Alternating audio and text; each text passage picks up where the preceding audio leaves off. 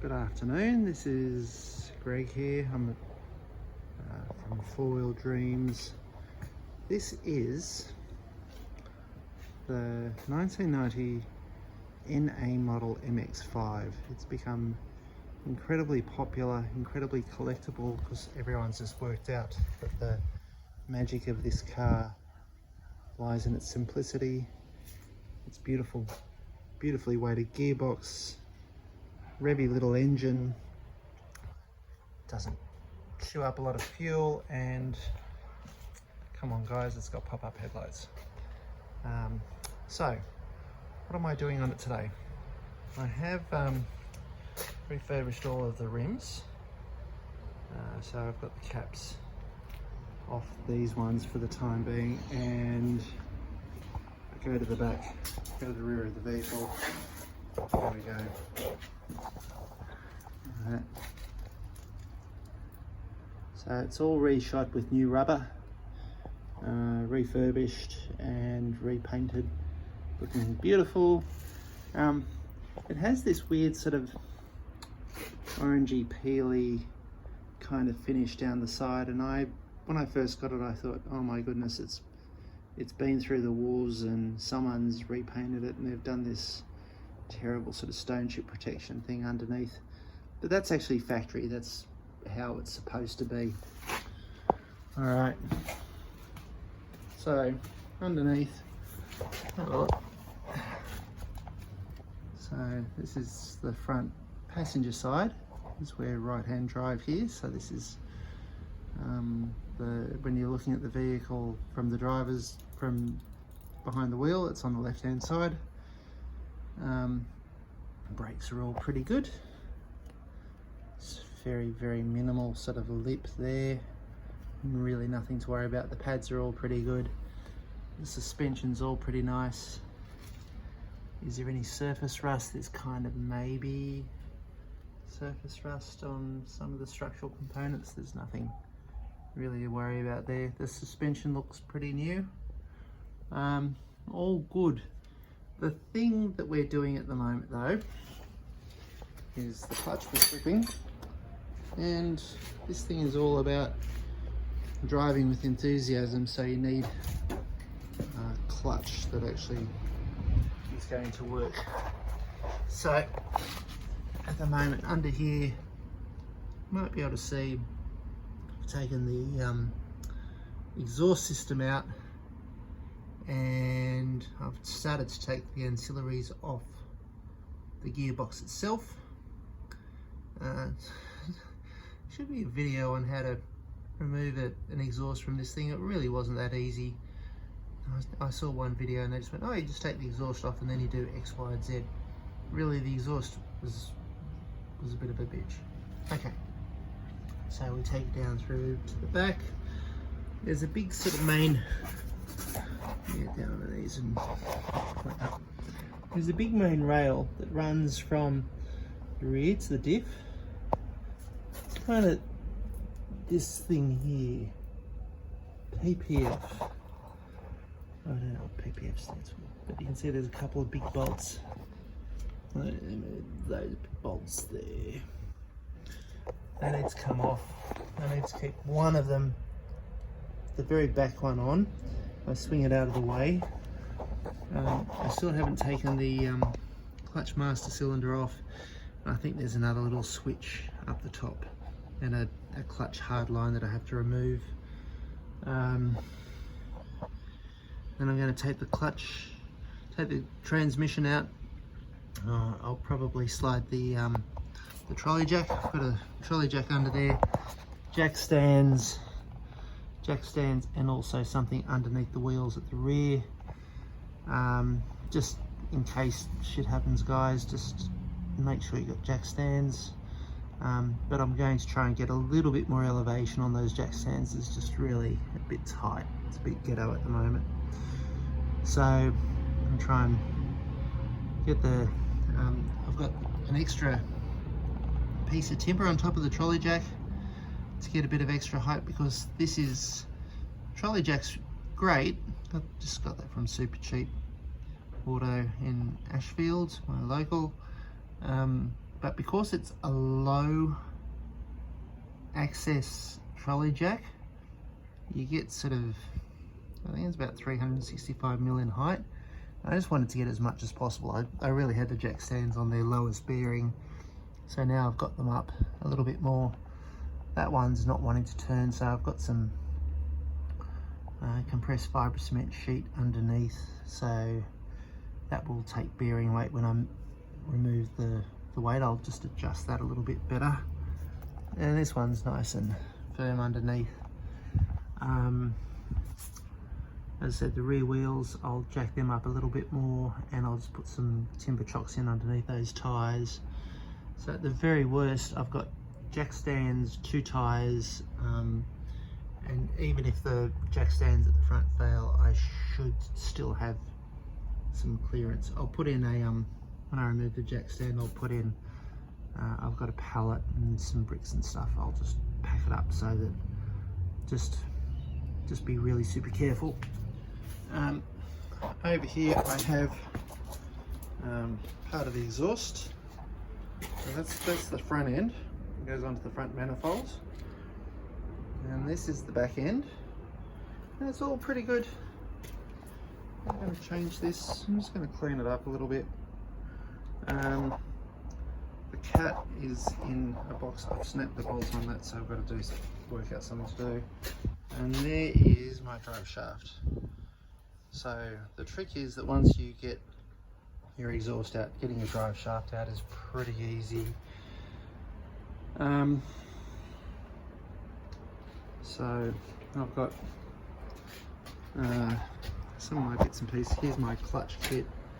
I was hoping I had a slightly better alignment tool, but I bought this once again from Super Cheap in Ashfield. This clutch aligning tool, it was about $40, whereas I was expecting it just to be sort of like a central shaft that would go into where the drive shaft goes into the transmission, but you know, not to be. I also got a somewhere, I have it in here. Here it is. Okay, let me grab out my box of bits. This is the seal for the main end bearing, so where this sits behind the flywheel. So you take off the gearbox, there's the clutch that connects to the flywheel, you take the flywheel off, and there's this which connects through to the engine. And this is, if you've got an oil leak coming from your engine down there where your transmission meets your engine, this is the perpetrator. This is always going to be the perpetrator. I paid kind of over the odds because I just wanted it here now. It was about $45. You can get them for less, like around $30. So I don't know, I just went, oh bugger it, I'm sick of looking, I'll just spend the extra $15. So yes, there's that to go. This thing, I don't know how I get this on. Let me put this in the light. So this sits at the bottom of the gear shifter and sits right on top of the gearbox and forms a seal into the internals of the car. And mine's roasted. This has, the one I've got in the car has a metallic flange that goes a bit further around, but this will sit actually nicely on top of the gearbox. I just don't know how to get the old one off and this one on. Let me show you. Okay, here we go. Everything's kind of out. See here, so this piece here is this piece here, and it's got a wider flange on this one, but these bolts line up with these bolt holes, so it should be okay. But to get this off, this seems to be a jacket. This part of the gear lever seems to be a jacket over a secondary section which holds the ball. I've put in a new bushing as well, just because the other one was a bit cracked, so that's probably why the gearbox was a bit notchy. So anyway, I've got to work out how to do that? No idea. If anyone sees this before I've worked it out, please let me know. Yeah, you strip out the center console. It's just a couple of bolts. There's some screws there. There's some screws in there. It's pretty easy. I've replaced, they call this the tombstone. I was trying to find an original radio, but do you know what? It's just too much like hard work there. People want too much money for them. It's ridiculous. I replaced the binnacle. This one's kind of got like a nice soft touch. It's supposed to be OEM, but at least it's not cracked like the old one. Same thing with the tombstone. The tombstones are quite fragile, and mine was cracked down in this section through here. Now, the steering wheel I've got is non-original. It's a SAS, S-A-A-S steering wheel. And you know what? It's nice and chunky. I'm not going to replace it. I think it's quite good.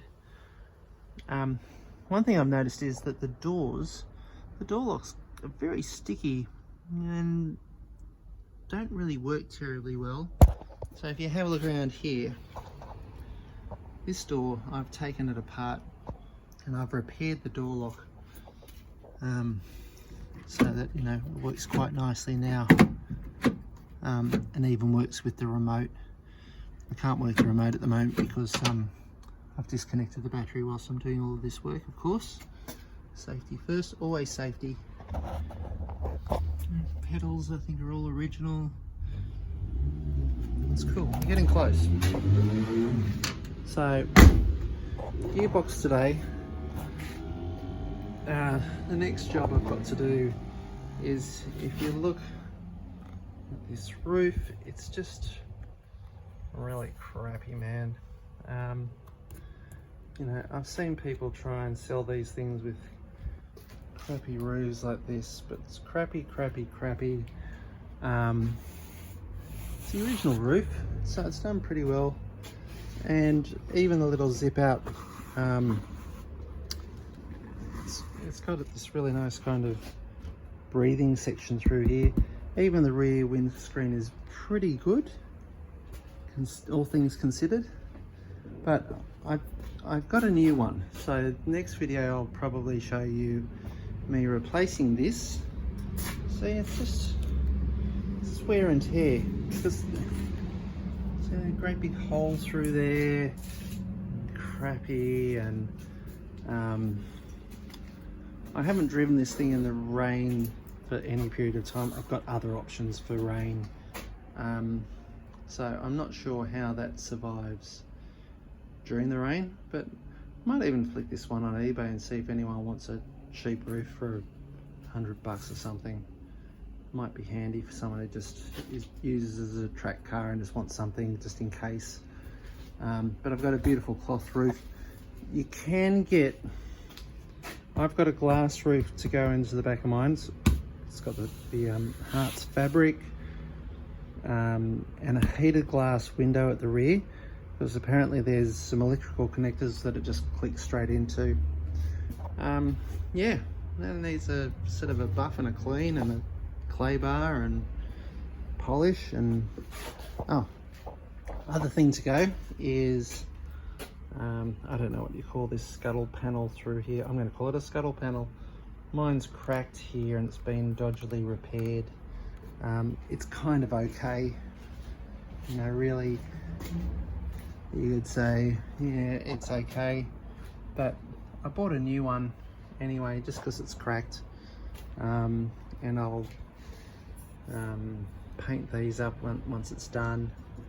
I think that's been bent there.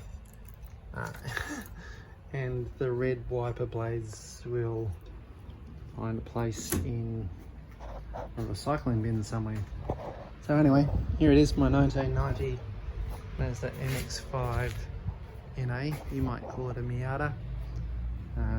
We're in Australia. They're known as Unos in Japan. It's a terrific car. I've got lots of other cars, but I was originally thinking I'll just buy this and flip it, but the more I drive it, the more I think I might just find a place for this and get rid of the others. This is just too good. No wonder why everyone wants them. Okay, speak to you on the flip side. Bye.